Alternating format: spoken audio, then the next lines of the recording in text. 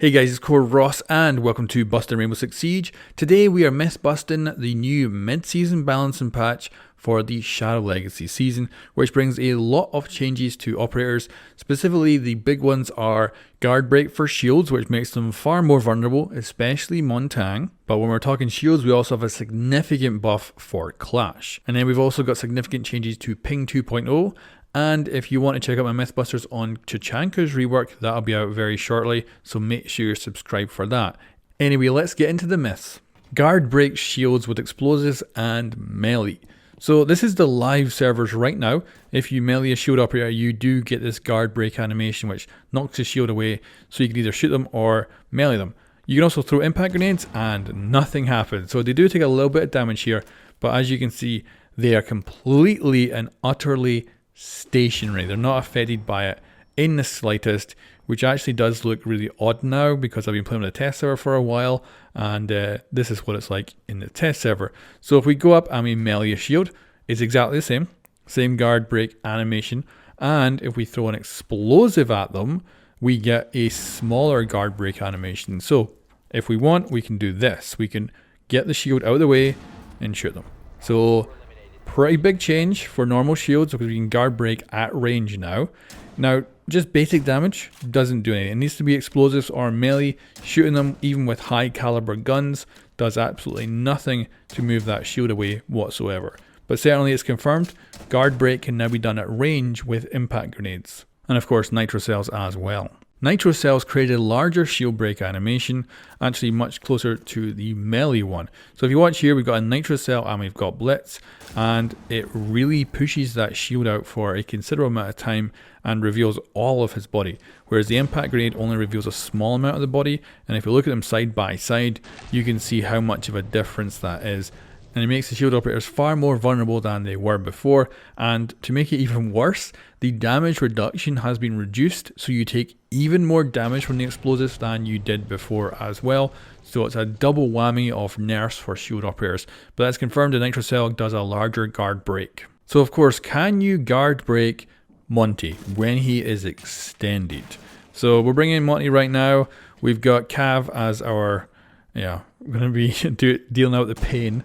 So non-extended, it works just like other shield operators where he gets knocked back considerably by melee. If he's extended and we melee him, it also knocks the shield out enough that you can get in there and kill him. So you can counter this like you would with Clash. If you are a Clash player, you would turn towards that way that your shield's going to push away from, so you can still cover yourself. But if you're up against like multiple opponents and one's on either side, you're dead. There's not going to be many ways to survive this, and also you can do it with an impact grenade from range or of course a Nitro Cell as well.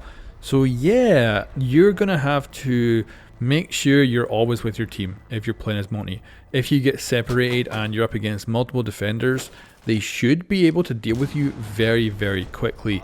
You don't have Clash's ability where you can actually slow down the enemy. They can get right up to you really fast and you're going to be in a lot of trouble really quickly. So yeah, confirmed Monty extended shield can be countered with this new guard break. Clash is now an anti-shield specialist. So we've got this new guard break. And if you watch right now, we've got Clash, we've got Monty. If we zap him, we actually guard break him. He took 5 damage there. It took a little bit of time for it to kind of charge up and do its thing.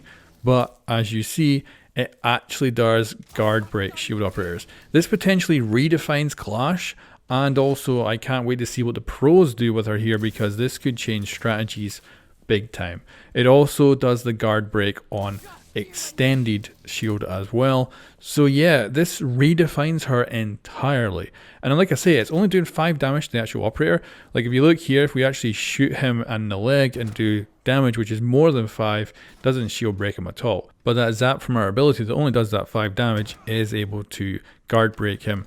And yeah, so yeah, that is confirmed. Clash is now an anti-shield specialist, and especially when she's teamed up with one of her buddies, she's going to be able to kill shields no problem. Shields now provide a collateral damage reduction for explosives to other operators. So this is our baseline test here. This is on the live servers, and as you can see, we are behind Blitz. In front of Blitz is a Nitro Cell, and when the Nitro Cell is detonated, we die, but Blitz survives because of the damage reduction from his shield. So let's rerun this test on the test server now, and of course it's the same setup. We've got a Nitro Cell, we've got Blitz, and then we've got Muzzy, but this time when the Nitro Cell goes off, we survive with 49 health. This is because we are now getting some of that damage reduction from the shield because we are behind the shield operator. But there is a lot of complexities to the system, so let's do this again. But this time Blitz is going to have his shield on his back. So he doesn't get any damage reduction and he will die to the Nitro Cell, but we will actually survive because the shield was between us and the explosion. So it's quite a complicated system and actually really quite cool. And because these changes to the shields are mostly nerfs, it's a pity this one didn't show up earlier perhaps, because it would have got a lot of praise I think at the time. Because it's a very good system and it's about time we did actually have this. But there's even more complexity to that. So let's actually bring Clash in here. She's going to do the same setup. She is between us and the explosion with the shield on her back, and she's going to dampen that explosion for us, but she will die. We end up with 16 health. However, if we then bring Clash back in, this time we face her the opposite direction, so the shield is on her back, but it is closer to the actual explosion. She will survive and we will survive with 35 health, and you can see that we both have the same amount of health as each other after this explosion. So that is the new damage reduction thingamajig for the shields, which is a great addition. This should be really good for teams that play with shields and are very, very coordinated, because they can quite literally push in together as a more unified group now. Of course, you can still get shot, but a Nitro Cell isn't going to wipe you all out in one go. So yeah, this is a big difference and certainly confirmed. Damage reduction from shields now applies to other players, enemy or friendly, who are between the shield and the explosive. Yellow ping now has a sound. So this is a big change. Of course, with Shadow Legacy, we got ping 2.0, which brought us in the yellow ping. Now, the yellow ping was previously in the game, but it was a shadow of what it is now. It used to be that you could only use it on the operators yourself, and it was pretty much useless for using as intel. You'd usually be like saying, oh, can you impact this wall, or reinforce this wall, or reinforce this hatch. You didn't use it that much to ping an enemy, and if you did, it was just a very local area where you thought they were.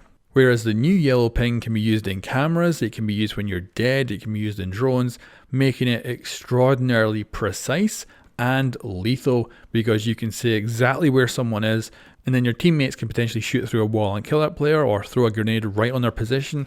It is very, very powerful. So what they've done is they've added in this little noise. So have a listen to these examples right now.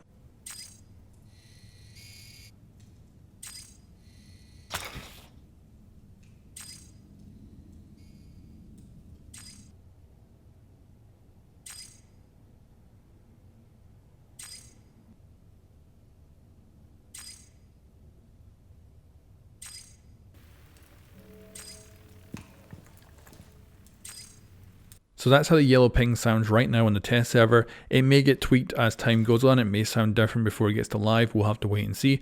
But this is great for just letting you know that someone is potentially seeing you and using an intel gadget to do it, so you can potentially take it out, which is definitely, I think, an improvement. Now, if you are running around just as your character pinging stuff, you don't make a noise, so you don't have to worry about that. But if you're on a device, it will make that noise. People have also asked me, is it coming from the location of the ping or the actual gadget? It comes from the gadget. So the drone or the camera is what is making the noise. So if you have a drone that is, say, 20 meters away from the target that you're pinging, they're not going to hear it. But if you're right next to the person and you're pinging that person right next to you, they're going to hear it. It is also rather subtle, although it is unique. So I think that it probably will get drowned out by noises like, say, the track stingers going off from Gridlock, or gunfire and stuff like that. It might get drowned out quite easily, but at least there is something there to let you know you're getting spotted. So that is the new yellow ping sound, and it's confirmed. So with this new yellow ping sound, people have been asking me, does Yana's hologram make this noise? Because it would make sense, like the hologram is an intel gathering device, so it really should actually make the noise. So Yana right now has been pinging me from her character model and making no noise. She's now going to ping me from her drone, and we will be able to hear that.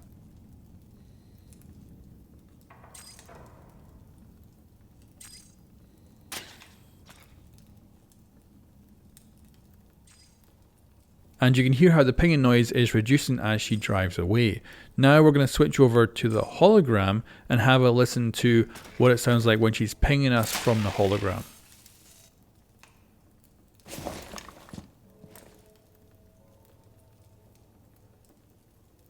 So as you can tell, she's been pinging us the entire time, no noise whatsoever, so the hologram doesn't make the pinging noise. This is quite interesting. Now this could be an oversight on the test server, but I think this is probably deliberate. It kind of makes sense for Yana's hologram because it is supposed to be about confusion.